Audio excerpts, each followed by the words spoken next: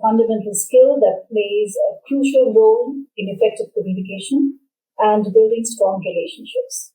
It allows us to gain a deeper understanding, grasp perspectives, thereby fostering empathy and helps us to connect on a more meaningful level. Today's changemaker does just that. Listen and connect.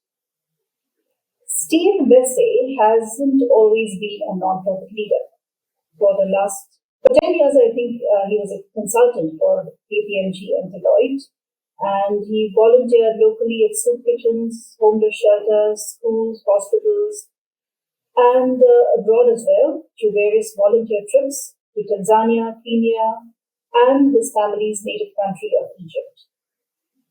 Welcome to the podcast, Steve. Thank you very much. I appreciate it. Steve, I loved what you said on your website. Connect with those in need and use amazing, passionate people to meet those needs in a strategic way. So strategic being the key word here. So it is a beautiful thing that it all comes together. So tell us how it all began. How did the shift from corporate life to volunteering and nonprofit happen? Yeah, I mean, I think, like every great story, it came out of recognizing kind of an annoyance in some of the work that we had been doing. I mean, I had been volunteering, like you said, I'd done volunteering on the side for years, domestically and internationally. And there was always something that just kind of rubbed me the wrong way about philanthropy and volunteering and service. And I remember it all crystallized when I went to one of my international trips, which is in sub-Saharan Africa, in Kenya and Tanzania. And I remember one day we were going out to the field and going to serve, and they said, okay, today you're going to build a homeless shelter. I'd never built a homeless shelter in my entire life. And so you go out there and you go and you start putting bricks on bricks on bricks, and the African sun is kind of beating down on you. And I remember I had this moment where I looked around and I looked at the person next to me and I said, I don't see a homeless person within 10 miles of this place. Like, what are we really doing? Has anyone stopped to think for 1 second, what do these people actually need? Or is it just because we're really good at building homeless shelters? Or is it just because, hopefully it's not the case, but I can take a really nice picture and post it on Instagram, or it's a great story to tell when I get back home or whatever. And so, that kind of, all those thoughts kind of triggered in my mind.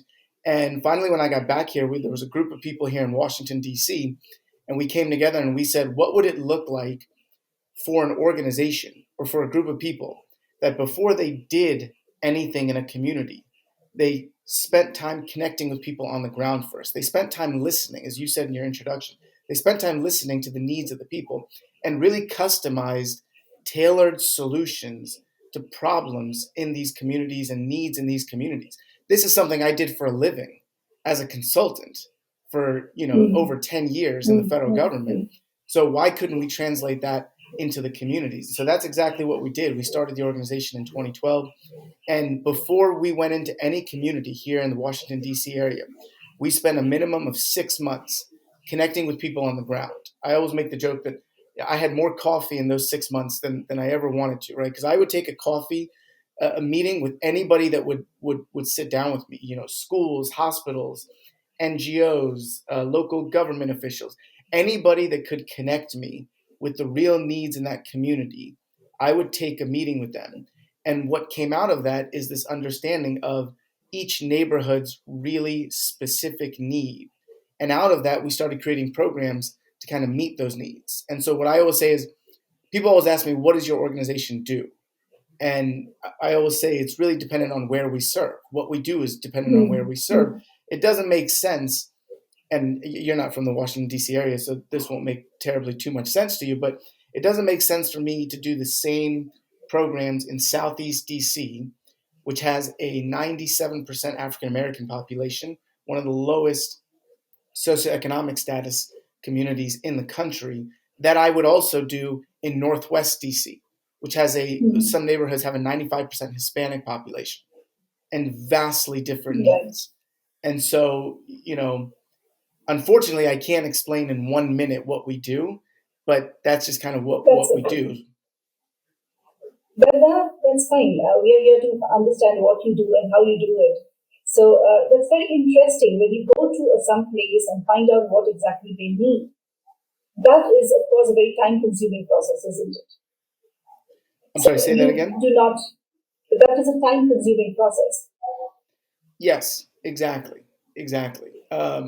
You know, it takes a lot of time up front to kind of understand that. And the beautiful thing is, every community is so different in understanding the need. So, here Hmm. in Washington, if you go out into some of the suburbs here in Arlington, Virginia, it's very bureaucratic, right? So you have to talk to Hmm. government officials, you have to go through the appropriate channels, and you have to kind of build relationships with those in power. But if you go to a place in Southeast DC, you're going to spin your wheels spending time with these politicians and whatever. It's much better to drive in these neighborhoods, to walk the streets and find who are the community leaders, who are the community activists that can plug you into the needs of the people. And so, you know, in Arlington, Virginia, like I said, it's very structured, it's very regimented. We identified the need of a growing number of at risk kids in the public school system.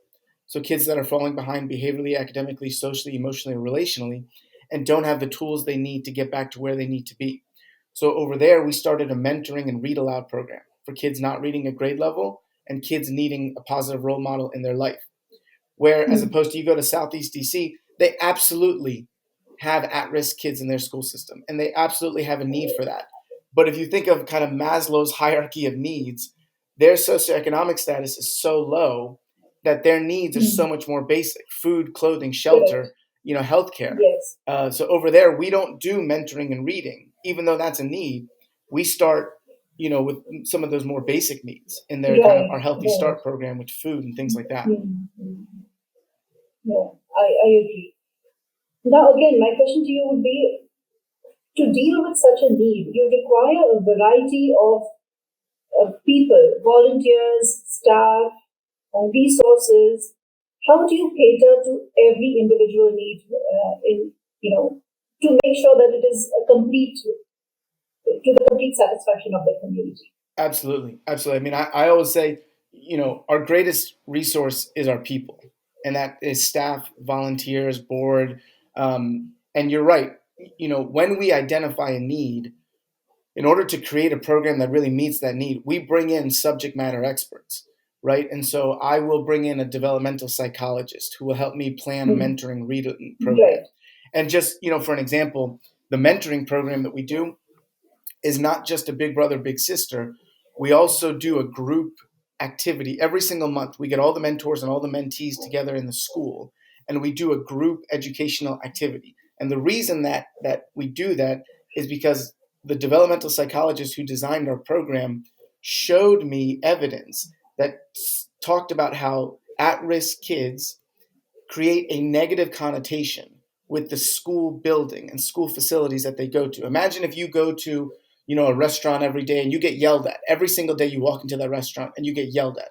Well, Right. now Then you have just that. approaching that restaurant, you're going to have this negative feeling. And There's so what we want to right. do is bring those same kids to that same facility and create positive experiences with them in a safe environment, Hmm. in a fun Hmm. environment. And so now they're creating positive experiences and can start changing their connotation of the actual facility, even when they're not in our program.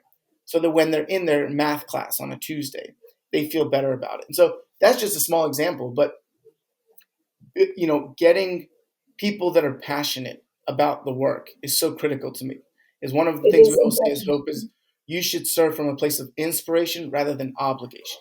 And the idea is I want you, you're created with your very unique gifts, talents and abilities and experiences, and I want you to bring that to the table and really use it in the service of others and use that passion. Because it's very easy to say, yeah, we have a need from Tuesday from 12 to 12:45, and you can be food passer outer number 642, and that's very efficient and lovely and wonderful. But that's not us. Is I want you to come with Hmm. your full set of skills and talents and background and put that into service and use it for someone else's benefit.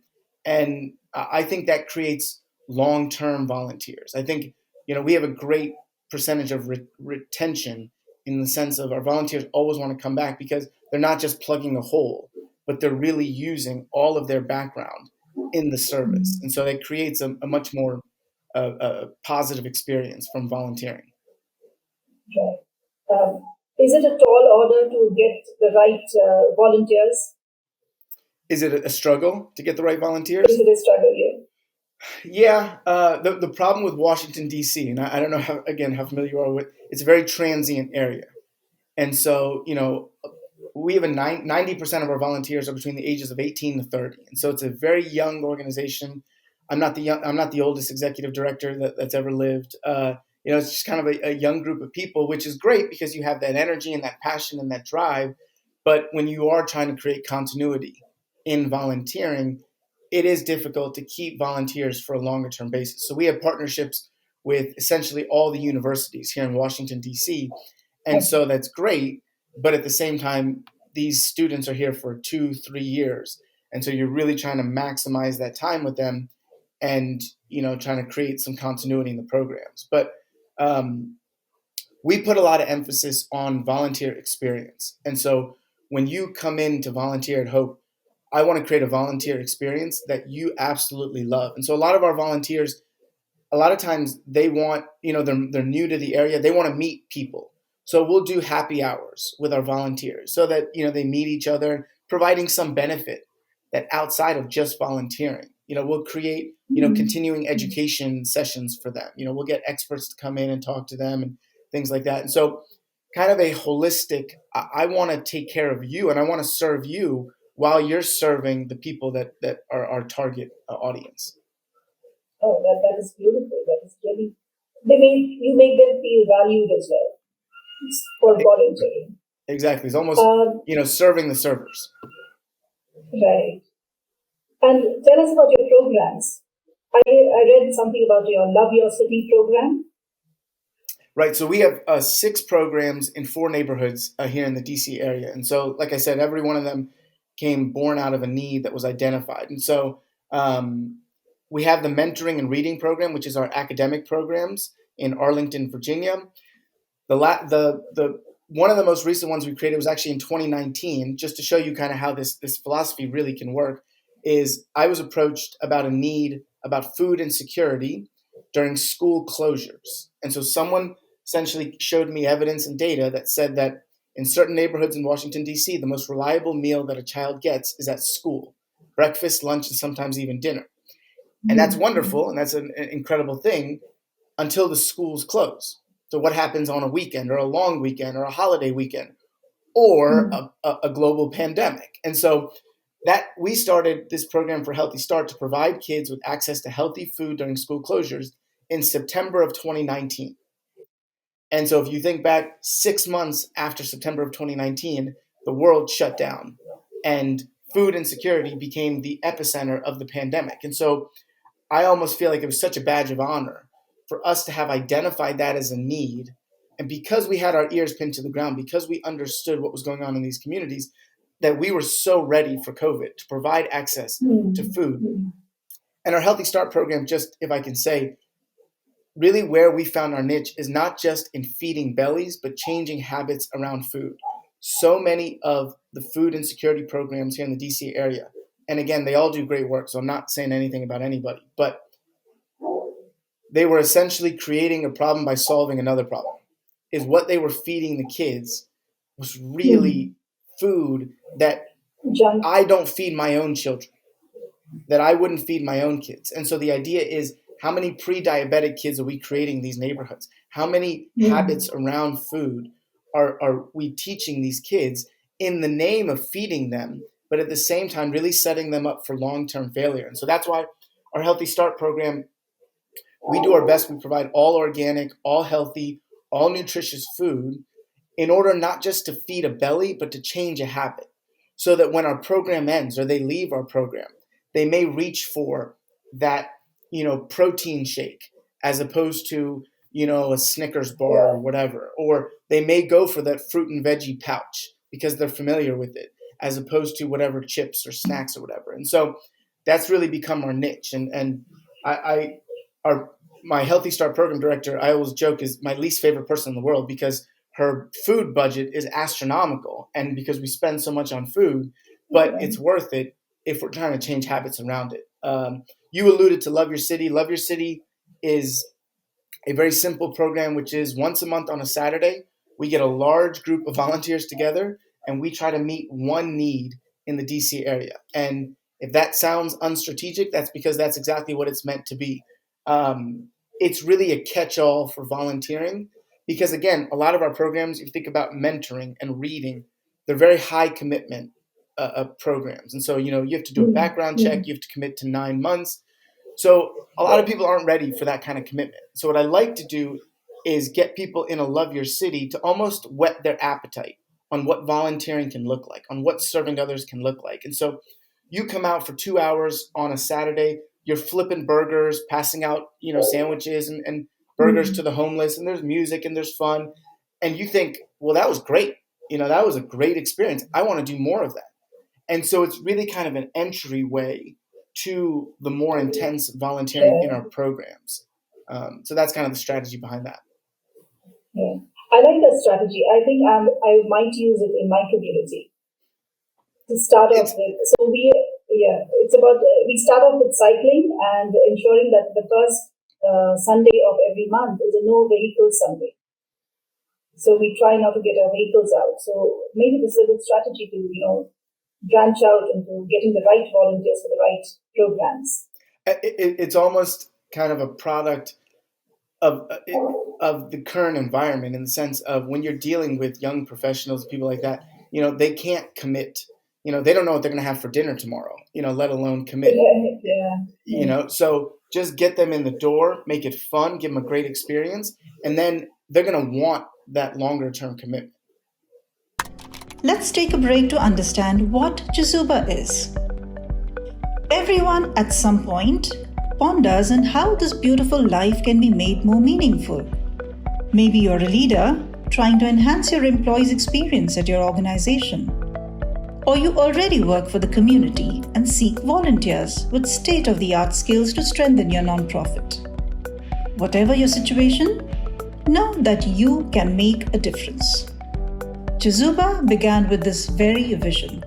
A vision to facilitate every skill and every passion in the world in meeting a social need. Corporate volunteering has several benefits for both businesses and organizations. In parallel, experienced and enthusiastic volunteers join NGO workers, enabling them to serve the community more effectively. Chizuba offers everyone looking to add purpose and meaning to their lives a chance to connect or volunteer virtually with nonprofit organizations from over 100 countries around the world. Visit www.chizuba.net and explore opportunities to find meaning. Chizuba, your platform to do good. And now, back with our guest.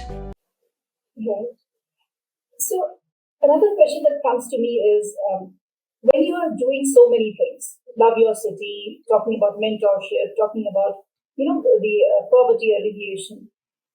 These are multiple projects. To manage these multiple projects must be a challenge. Yeah, it you definitely get pulled in many different directions. But like I said, I've got a great staff that really allows me to focus in on the 100,000 foot level while they're managing the 10,000 foot level. And so, we're a small organization. We have a handful of staff, and so before them, I was really doing the on the ground stuff. And just as a leader, that's not who I'm wired to be. I'm a visionary kind of leader. I like to look at kind of the big picture. I'm horrible with details. I'm horrible with kind of the micro aspect of things. And so having staff that I can rely on, that I know our programs are going to be high quality, top notch, allows me to take a step back and look at where are we driving towards? Where are the next needs that we're looking at? What else is on the horizon? And so I'm just a limited person that I can't do both. If I'm managing these programs day in and day out, I cannot be ahead of the curve. I cannot be that visionary person that's looking at the future and kind of assessing things Mm. on a macro level. And so, this staff has been great, and it's allowed me to do what I do best. and, really drive the organization to where we need to be over the coming years. That's wonderful. We need more people like you. So, Steve, if I have to say, how can one individual start ripple effect? How can one individual make a difference to society? Whether it is in your geographical location or my geographical location, doesn't matter. But how does one individual who has the will, who has the passion, but doesn't know where to start? I think it's simple and yet difficult, is connect with someone. Connect with someone that doesn't look like you. Connect with someone that doesn't talk like you or run in the same circles as you. Connect with people. And to me, one of the great travesties over these last couple of years because of the pandemic is we've lost that idea of connection, right? We've become afraid of the other, right? We've created this distance and separation. Is that when you go into these communities, people just want you to look at them in the eyes. People just want a smile. People just want to know that you're there and you're present and you're listening and you care. I mean, how many times do you go into a coffee shop and we sit on these things and you don't even look up. Yes. And there's a person there that's, ready to engage and willing to talk. And so, I'm an extrovert. And so, that's kind of a natural thing for me is I love connecting. I love talking to people. But I learn so much when I go to our programs. I connect with people on the ground. I understand, these last couple of years, like I said, we've been trained to be afraid of different and of the other. And it's because when you paint groups of people as this group and you stop seeing the individuals, then your whole kind of world mentality is messed up, right? If I just say these people, and it's like, no, these are not these people. Yeah. This is Jim and Tony and Bob and Jamal and Sean. These are people that all have a unique story, that all have a unique personality. And so we get away from this idea of these groups of people and these painting these broad brushes. And so, one person can connect over your day. How many people do you encounter in these big cities here in Washington? You walk by hundreds of people on a daily basis. If you connect with 5% of them, you connect with 5 people in a day, over, a year, you're connecting with 1,500 people. You connect with one person every single day. You're talking about 300 people a year. And so I think that's how we start to kind of break these divides, break these kind of distances and barriers that we've created, and then start seeing people for who they are and creating that level of compassion and service for them. That is the beauty of connection. That's the beauty of human relationships. Now, I'm curious to know how you are greeted when you go to a community to ask what they need. Are you greeted with suspicion? Are you greeted with, are you welcomed? Well, the answer is if I went on my own, I would be greeted with suspicion. Absolutely. But we're very strategic in the sense of that's why early on we always try to understand who are the major players and who are the respected entities in these communities. And then we get their backing and their support and then go into these communities with them and are introduced with them, right? So, example I say is in 2016, we took a 45-foot RV. We identified access to healthcare as an issue here in Washington, D.C. And so we took a 45-foot RV and retrofitted it into a fully functioning pediatric mobile health clinic, which provide full primary care access for children in the Washington, D.C. area. And so we took that mobile clinic and going into these communities, especially these African-American communities in Southeast D.C., are historically very suspicious of healthcare and medicine and kind of that whole field. And so what we did is we partnered with the largest children's hospital in the DC area, Children's National.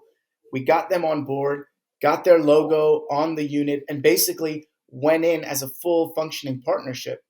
And so now when I walk in with the children's banner behind me, the children's hospital banner behind me, I'm automatically respected. I'm automatically welcomed. And so you're right. I'm not some Johnny come lately that, just strolled in and, they probably see those types of people all the time. People that come in and come out and they want to know. Their suspicion is really born out of reality in the sense of Yes, they're so yes. used to, you know, these people just coming in and saying, hey, we're going to do a good deed for 5-10 minutes. We're going to take a nice picture. We may post it on social media and then they're out. And so what people always want to know is, are you here for the long haul? Are you going to Hmm. commit to this neighborhood? And that's why anytime we start a program, it's a minimum 5-year program. Whatever we're doing is so they know up front we're planting roots here for the next few years and hopefully beyond. That is beautiful. So it's basically human connection, it is collaboration and human relationships that take you forward and make this a fruitful and productive effort. That is beautiful. And lastly, before we go, tell me, what is your opinion on people who volunteer and take a picture and post on social media? Well, I would. I'm brutally honest, and that's one of my problems. Okay, so I You kind of should be. I get in trouble a lot for it, but I would be a hypocrite if I said we don't. You know, we don't have a social media presence. Of course we do, and we share what we do, and we post pictures and things like that. But I believe there is a difference between inspiring others and sharing what you do to inspire others versus exploiting the work and exploiting the people behind the work. And so it's a fine line. If you had to ask me to define it, it'd be hard to define it, but you know it when you see it. And I think the last thing I'll tell you, okay, and maybe this encapsulates it all, or maybe it's totally a different thing, and just ignore this. But we have three core Mhm. tenets at Hope Multiplied. The first one is start with a Mhm. need, which we already talked about. The second one is use passionate Correct. people, which we already talked about. The third one, which we did not talk about, which to me is the most important, and the one I hammer at every volunteer orientation, at every meeting that we do with our volunteers and staff, is we always say we love with no strings attached. And that to me is the most critical. That to me encapsulates everything because people in need are very cynical these days, like we discussed. And people, Mhm. you go to help someone and they're always waiting for the other shoe to drop. They're always waiting, what's the catch? Yes, And it's yes, here's a yes. cup of cold water. Now listen to me talk for 5 minutes. Or here's a sandwich. Now sign up for my email list or whatever. And so, what I always tell the volunteers is the most powerful thing you can do is love someone with no strings attached. And when it's always our goal is any program that we do, we always say we want to confuse the hell out of the people that we serve. Is that when someone comes into my program, I want them to walk away and say, "What did that guy get in return?" I don't see it. I don't Yes. see the any benefit to that person, and I want to tell them and say, yeah, it's just out of the goodness of our heart. It's just out of the genuineness of wanting to serve. We love with no strings attached. And so if there is a string attached to the service you're providing, you must take this picture with me. You must post on social media. You must sign up. Well, then you've lost it at that point. Then, at that point it's not that. But if it is, I love with no strings attached, and I want to share that message with others and share that inspiration with others, that to me is different. And you kind of, each one really needs to be honest with themselves. And I believe each one, when you look in the mirror, you know, the motivations and kind of the things behind it. Um, and I think it's always nice to have people to keep you in check. And so I've got a great board of directors. I've got great mentors and people in my life that if I get too ingratiated in wanting to really promote that and things like that, they'll tell me hey, that's not why we're here. That's a string attached. No, love with no strings attached. That is beautiful. And that's a lesson that I'm going to take and spread to everybody. Thank you. No strings attached, Steve. I Yes. appreciate it. May more people take inspiration from Hope Multiplied, and I hope this creates that ripple effect that shakes us out of this inertia that sometimes we have in serving the community. Thank you very much for being on this podcast. Thank you. It was my pleasure.